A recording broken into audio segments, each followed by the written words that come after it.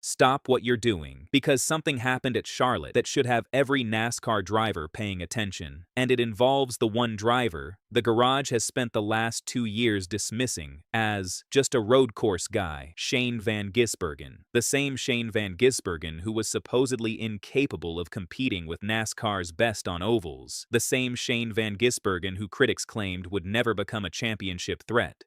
The same Shane van Gisbergen who many drivers secretly hoped would stay trapped as a road course specialist. Well, that narrative may have just died at Charlotte. And if what happened Sunday night continues happening over the next few months, the rest of the NASCAR field could have a serious problem. Because for the first time, SVG didn't just survive on an oval, he looked comfortable. Dangerously comfortable. And that's exactly why people inside the garage are starting to pay attention. Now think about this. The Coca-Cola 600 isn't just another race, it's NASCAR's longest race, one of the toughest tests all season, 400 laps, hours of pressure, constant adjustments, no shortcuts, no lucky strategy, you either have speed or you don't. And heading into Charlotte, nobody expected Shane van Gisbergen to become one of the biggest stories of the night. Sure, he had just won at Watkins Glen. Sure, he's already proven he can dominate road courses, but Charlotte, that's different.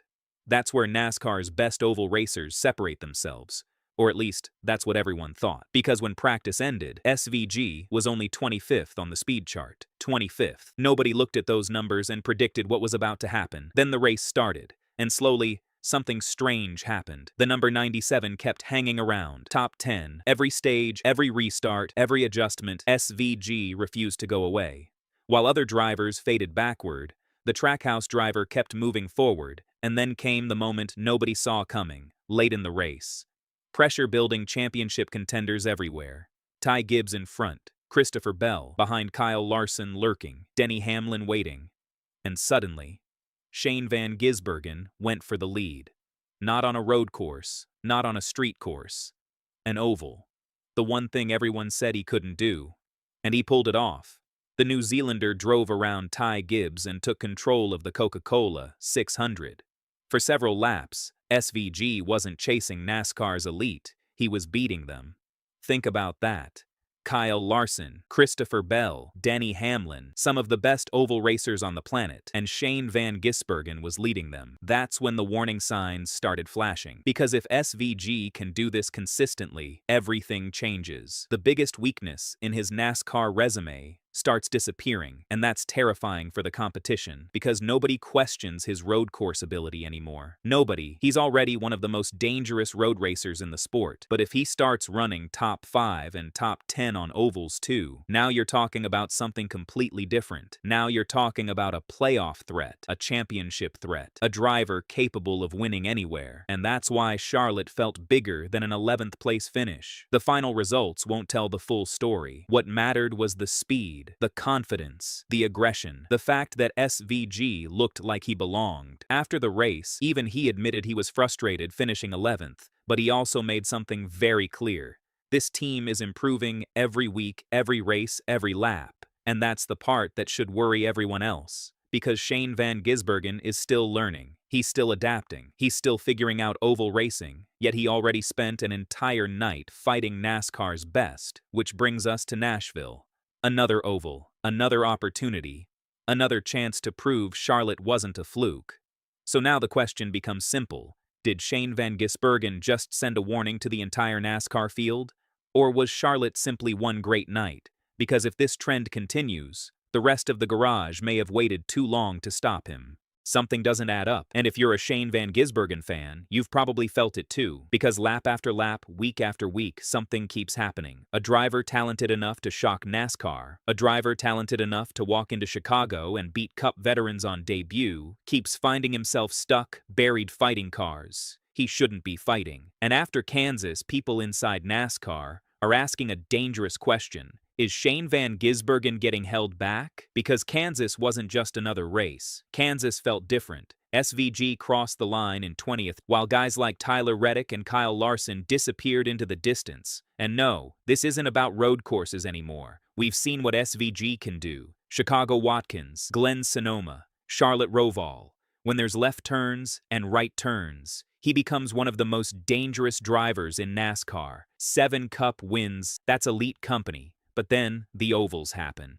And suddenly, the speed disappears, the pace disappears, the results disappear. And eventually people start asking why. Some fans say, he's just a road racer. No, too easy, too simple. Because Shane van Gisbergen didn't dominate supercars by accident. World-class talent doesn't disappear overnight. So what's happening? Equipment, resources, development, and one uncomfortable reality. Not every Chevrolet is equal, because while Hendrick cars fight for wins, some teams spend Sundays trying to survive. And Kansas may have exposed everything, because here's what fans are noticing. Trackhouse isn't consistently matching the front-running Chevrolet teams. The oval speed hasn't been there. The long-run pace hasn't been there. And SVG, he's 36. Time matters. Career windows close fast. You don't get forever, which is why one rumor suddenly refuses to die.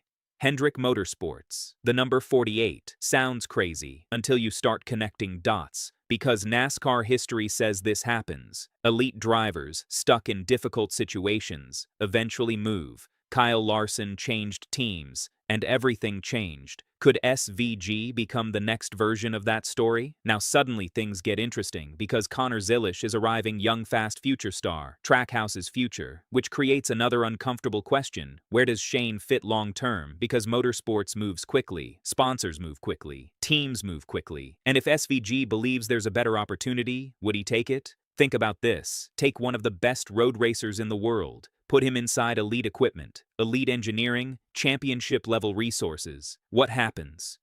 Because maybe the problem was never Shane van Gisbergen.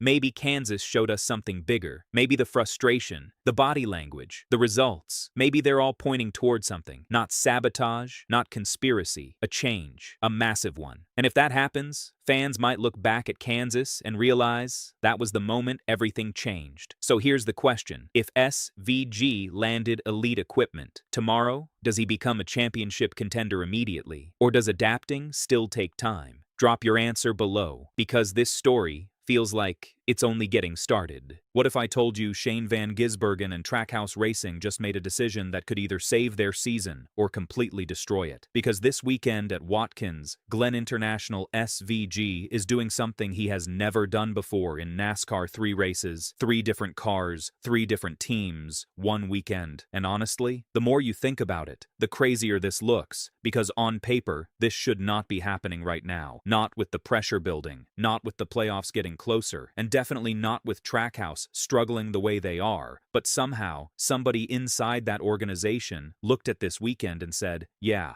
let's triple it. And that's where this story gets really interesting. Because this